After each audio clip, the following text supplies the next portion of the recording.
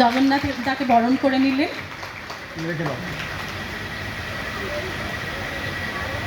এবার দিদির পালা।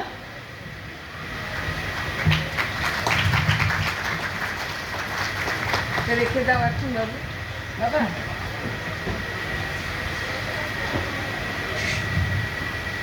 শুরু হচ্ছে আমাদের অনুষ্ঠান। এখন দেখলাম সবাই সেন্ট্রাল গভর্নমেন্টের মানুষ, সবাই আমার মতো ট্রান্সফার হয়েছেন, আবার এসছেন পরে লাস্ট পোস্টিং কার এখানে, খুবই ভালো লাগছে এসে। আচ্ছা উনি এটা নিশ্চয়ই সিজিএইচএসের আন্ডারে?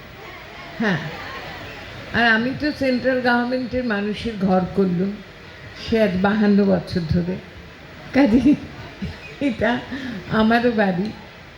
এখানে এসে অনেকের সঙ্গে নতুন করে আলাপ হলো। চান্দ্রেই ওরা খুব যত্ন করলেন আমাদের, আগেও দেখেছি, আগেও পরিচয় হয়েছিল। সুদেষ্ণা সাহা খুব ছোটোবেলায় আমার ছাত্রী ছিল বিদ্যাভারতীতে, সেও দেখলুম বড় টড়ো হয়ে গেছে। ভালোই লাগে এখন এই ধরনের জায়গায় এলে মনে হয় একটা আত্মীয় সভায় এসেছি।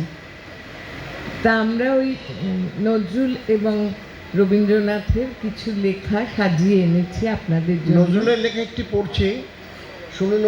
উর্মির নির্দেশ দিয়েছেন আমাকে যে নজরুল দিয়ে শুরু করো। তোমার বাণীরে করিনি গ্রহণ, ক্ষমা করো হজরত, ভুলিয়া গিয়েছি তব আদর্শ, তোমার দেখানো পথ, ক্ষমা করো হজরত, বিলাস বিভব দলিয়াছ পায়ে ধুলি সম তুমি প্রভু, তুমি চাও নাই আমরা হইব বাদশাহ নবাব কভু। এই ধরনের ধনসম্ভার সকলের তাহে সম অধিকার, তুমি বলেছিলে ধরণীতে সবে সমান পুত্রবৎ, ক্ষমা করো হজরত, তোমার ধর্মে অবিশ্বাসীরে তুমি ঘৃণা নাহি করে আপনি তাদের করিয়াছ সেবা ঠাঁই দিয়ে নিজ ঘরে। ভিন ধর্মীর পূজা মন্দির ভাঙিতে আদেশ দাওনি হেবে, আমরা আজিকে সহ্য করিতে পারি না গো পরমত, ক্ষমা করো হজরত, তুমি চাহো নাই ধর্মের নামে গ্লানিকর হানাহানি, তলোয়ার তুমি দাও নাই হাতে, দিয়াছ অমর বাণী, মোরা ভুলে গিয়ে তব উদারতা, সার করিয়াছি ধর্মান্ধতা, বেহেস্ত হতে ঝরে না কোয়ার তব রহমত, ক্ষমা করো হজরত, ক্ষমা করো হজরত, ক্ষমা করো হজরত। আমাদের সঙ্গে আবহসুর দিচ্ছেন প্রণব দত্ত। হ্যাঁ বল, তারপর আমি রুদ্রমঙ্গলটা করবো। একটু চেনা কবিতায় যাই। ছোটরা নিশ্চয়ই সবাই জানে, আর বড়রা যখন ছোট ছিল তারাও জানতো। লিচু চোর। বাবুদের তাল পুকুরে, হাবুদের ডাল কুকুরে, সে কি বাস করলো তারা, বলি থাম একটু দাঁড়া, পুকুরের ওই কাছে না লিচুর এক গাছ আছে না, কোথানা আসতে গিয়ে ইয়া বড় কাস্তে নিয়ে, গাছে গিয়ে যেই চড়েছি ছোট এক ডাল ধরেছি, ও বাবা মরাত করে পড়েছি সারা জোরে, পড়বি পর মালির ঘাড়ে, সে ছিল গাছের আড়ে, বেটা ভাই বড় নচ্ছা, ধুমা ধুম গোটা দুধ-চার দিলে খুব কিলো ঘুষি, একদম জোরসে ঠুসি, আমিও বাগিয়ে থাপড় দে হাওয়া জাগিয়ে কাপড়, লাফিয়ে দিন্নু দেয়াল, দেখি এক ভিতরে শেয়াল, ও বাবা শেয়াল কোথা, ভেলোটা দাঁড়িয়ে হোতা, দেখে যেই আঁতকে ওঠা, কুকুরেও ছাড়লো ছোটা, আমি কই কম্ম কাবার, কুকুরেই করবে সাবার, বাবা গো মা গো বলে পাঁচিলের ফোকর গোলে ঢুকি গিয়ে বসদের ঘরে, যেন প্রাণ আসলো ধরে, যাব ফের কান মলি ভাই, চুরিতে আর যদি যাই, তবে মোর নামই মিছা, কুকুরের কামড়া খিচা, শিখি ভাই যায় রে ভুলা, মালির ওই পিকনিকগুলা, কি বলিস ফের হপ্তা, তবা নাক খপ্তা। বাহ, ভালো হয়েছে। এখানে দেখুন কত নজরুলের কত মজার ব্যাপার, শিশুদের নিয়ে কত খেলা করেছেন। আবার আরেকটি রচনা দেখুন ঠিক তার উল্টো। নিশীথ রাত্রি, সম্মুখে গভীর তিমির, পথ নাই, আলো নাই, প্রলয় সাইক্লোনের আর্তনাদ মরণ বিভীষিকার রক্ত সুর বাজাচ্ছে। তারই মাঝে মাকে আমার উলঙ্গ করে টেনে নিয়ে চলেছে, আর চাপকাচ্ছে যে সে দানবও নয়, দেবতাও নয়, রক্ত মাংসের মানুষ। ধীরে ধীরে পিছনে চলেছে 33 কোটি আধারের যাত্রী। তারা যতবার আলো জ্বালাতে চায় ততবারই নিভে যায়। তাদের আর্তকণ্ঠে অসহায়ের ক্রন্দন। বোধন না হতে মঙ্গল ঘট ভেঙেছে। শুধু ক্রন্দন, শুধু হাহুতাশ। শক্তি নাই, সাহস নাই। কোথায় আঘাতের দেবতা?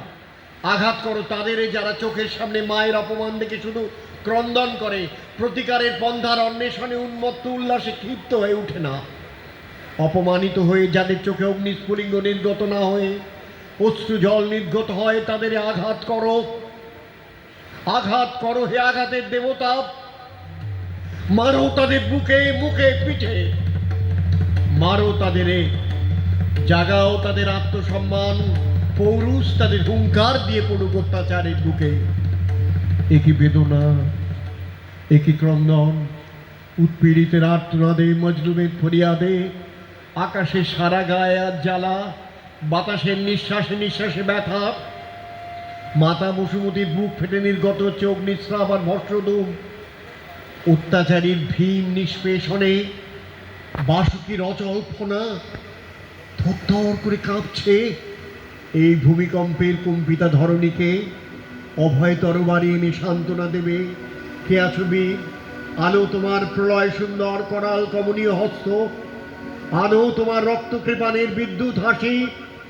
আনো তোমার মারণ মঙ্গল অভয়সী। হে আমার ধ্বংসের দেবতা, একবার এই মহাপ্রলয়ের বুকে তোমার ফুলের হাসি দেখাও। স্তূপীকৃত সবের মাঝে শিবের জটার কচি শশী হেসে উঠুক। এই কুৎসিত অসুন্দর সৃষ্টিকে নাশ করো, নাশ করো হে সুন্দর রুদ্র দেবতা। এই গলিত আত্ম সৃষ্টির প্রলয় ভস্ম টিকা পড়ে নবীন বেশে এসে দেখা দাও। জাগো, জাগো জনশক্তি। হে আমার অবহেলিত পদপিষ্ট কৃষক, হে আমার মুটে মজুর ভাইরা, তোমার হাতে লাঙল আজ বলরাম স্কন্ধে হলের মতো ক্ষিপ্ত তেজে গগনের মাঝে উৎক্ষিপ্ত হয়ে উঠুক। এই অত্যাচারী বিশ্ব উপড়ে ফেলুক, উল্টে ফেলুক। আনো তোমার হাতুড়ি, ভাগো ওই উৎপীড়কের প্রাসাদ। ধুলায় লুটাও অর্থ পিসাদ বলদর্পী শীত। ছোড়ো হাতুড়ি, চালাও লাঙল, উচ্চে তুলে ধরো তোমার বুকের রক্ত মাখা লালে লাল ঝান্ডা। যারা তোমাদের পায়ের তলায় এনেছে তাদের তোমার পায়ের তলায় আনো। সকল অহংকার তাদের চোখের জলে ডুবা। নামিয়ে নিয়ে এসো ছুটি ধরে অর্থপিসার যক্ষগুলোকে। তোমাদের পিতৃপুরুষের রক্ত মাংস স্থিতি ওই যক্ষের দেউল গড়া। তোমাদের গৃহলক্ষ্মীর চোখের জল আর দুধের ছেলের হৃৎপিণ্ড নিংড়ে তাদের ওই লাবণ্য, ওই কান্তি। তোমাদের অভিশাপ তিক্ত মারি বিষ যারা লাগে তাদের সে কান্তি, সে লাবণ্য জ্বালিয়ে পড়িয়ে দাও। বলো নির্জিত ভাইরা আমার, বলো উৎপীড়িত বোনেরা আমার, বলো বেদনাতুর অভাবকৃষ্ট নরনারী, জয় ভৈরব, জয় শঙ্কর, জয় জয় প্রলয়ঙ্কর। শঙ্কর, শঙ্কর, মারো তোমার ত্রিশূল ছুঁড়ে, দুলাও তোমার সর্বনাশের ঝান্ডা। কে আছো ভৈরবপন্থী নরনারী? হাঁকো জয় ভৈরব, জয় শঙ্কর, জয় জয় প্রলয়ঙ্কর। শঙ্কর, শঙ্কর। আমার আয়ার মুখে শুনলাম তুমি নাকি সারাদিন কিছু খাওনি। কেঁদো না নীলু, কেঁদো না, কেঁদো না। আজ কতক্ষণ তোমায় দেখিনি বলো তো? এই দেখো তোমার জন্য লাবার নাম ফুলের গুচ্ছ এনেছি। দেখো, মনে মনে নিশ্চয়ই জানো সকালে কাজের চাপে আমায় তাড়াতাড়ি বেরিয়ে যেতে হয়েছিল। তুই বিশ্বাস করো নীলু, আমার কোনো দোষ ছিল না এতে। অত নিষ্ঠা করে কি করে জানবো আমার কে সেদিন আছে? দিনের কথা হিসেব করে কি লাভ বলো তো? তুমি তো আমার সেই নীলুই আছো। আজ যে আমার সফলতাতেই বড় ভয় করে গো। জোর পাই না যে মনে। অল্প একটু ভয় করতে ভালো লাগে, নাকি কোটা দিয়ে আমাকে উস্কে দিতে চাও? এই চাতুরি কিন্তু মেয়েদের স্বভাব সিদ্ধ। আর ভুলে যাওয়া বুঝি পুরুষের স্বভাব সিদ্ধ নয়? বলতে ফুরসত দাও কই? বলো না তো সব কথা। ওরা বিধাতার অভিশাপে লম্বা ফুরসত দিয়েছে। উল্টো বললে সখী, সুখের দিনে ভোলা যায়, ব্যথার দিনে নয়। তুমি সত্যি করে বলো, আজ সকালে তুমি ভুলে চলে যাওনি? হ্যাঁ, কি যে বলো তুমি? হ্যাঁ, আমাকে চলে যেতে হয়েছিল বটে, কিন্তু যতক্ষণ না ফিরছি মনে কোনো স্বস্তি ছিল না। ও মা, এ কেমন করে বসেছো তুমি? পা দুটো ভালো করে তুলে একটু আরাম করে বিছানায় বসো। বেরিয়ে দিতে চাও, পাছে আমি পালাই? হ্যাঁ, দিতে চাই। জন্মে মরণে পা দুখানি নিঃসন্দেহে রইল আমার কাছে বাঁধা। সরলা, সরলা, আজ কি ব্যাপার বলো তো? না, ব্যাপারটা কি? তুমি নিরুকে ওষুধ দাওনি আজ, সারাদিন ওকে কিছু খেতে দেওয়া হয়নি, ব্যাপারটা কি? ওকে বকছো কেন? না, বকবে না। ওর দোষ কি? আমি তো ইচ্ছে করে খাইনি, আমাকে বকো তুমি? সরলা, সরলা, তুমি যাও তো, যাও। মিচমিচি দাঁড়িয়ে দাঁড়িয়ে বকুনি খেও না, যাও তুমি। না না, যাবে কি? ওষুধ বের করে দিই, হরলিক্স নিয়ে আসুন। সমস্ত দিন মালির কাজে খাটিয়ে মারো ওকে, তার উপরে নার্সের কাজে পারবে কেন? তোমার একটু দয়া হয় না ওর ওপর? ও কাজ আয়াই পারবে। তুমি যাও তো সরলা, তুমি, আমি বলছি তুমি যাও। শোনো না, এদিকে ফেরো, হ্যাঁ হ্যাঁ হ্যাঁ। ঠিক করে বসো। আচ্ছা, আজ তুমি খুব ভোরে উঠেছিলে, যেমন আমরা আগে আগে উঠতাম? হ্যাঁ, উঠেছিল। ঘড়িতে কথা বলো ওখানে। তেমনি অ্যালার্ম দেওয়া ছিল? হ্যাঁ, ছিল বলছি। সেই নিম গাছতলায়, সেই কাটা গাছের গুঁড়ি, তার উপরে চায়ের সরঞ্জাম, সব ঠিকঠাক রেখেছিল বাক্স? হ্যাঁ, রেখেছিল। নইলে নালিশ রুজু করতুম তোমার আদালতে। দুটো চৌকি পাতা ছিল? হ্যাঁ, পাতা ছিল সেই আগেকার মতো। আর ছিল সেই নীল পাট দেয়া বাসন্তী রঙের চায়ের সরঞ্জাম, রূপোর দুধের জাগ, সাদা পাথরের ছোট বাড়িতে চিনি, আর ড্রাগনকা জাপানি ট্রে। অন্য চৌকিটা খালি রাখলে কেন? আরে, ইচ্ছে করে কি রেখেছি? আকাশের তারাগুলি গোনাগুন্তি ছিল ঠিকই, কেবল শুক্লপক্ষের চাঁদ রইল দিগন্তের বাইরে। সুযোগ থাকলে তাকেও আনতেন ভোরে। সরলাকে কেন ডাকো না তোমার চায়ের টেবিলে? এর উত্তরে বললেই হতো, তোমার আসনে আর কাউকে ডাকতে মন চায় না। কিন্তু সত্যি কথাটা হচ্ছে এই, সকালবেলায় বোধহয় সে জপটপ কিছু করে। আমার মতো ভজন পূজনীর মেচ্ছ তো সে নয়। চা খাবার পর আজ বুঝি তাকে নিয়ে অর্কিড ঘরে গিয়েছিলে? হ্যাঁ, কিছু কাজ ছিল, ওকে বুঝিয়ে দিয়ে ছুটতে হলো দোকানে। আচ্ছা, অনেকদিন ধরেই ভাবছি তোমাকে একটা কথা বলবো। রমেনের সঙ্গে সরলার বিয়ে দাও না কেন? ঘটকালি কি আমার ব্যবসা নেই? ঠাট্টা নয়, বিয়ে তো করতেই হবে। রমেনের মতো পাত্র পাবে কোথায়?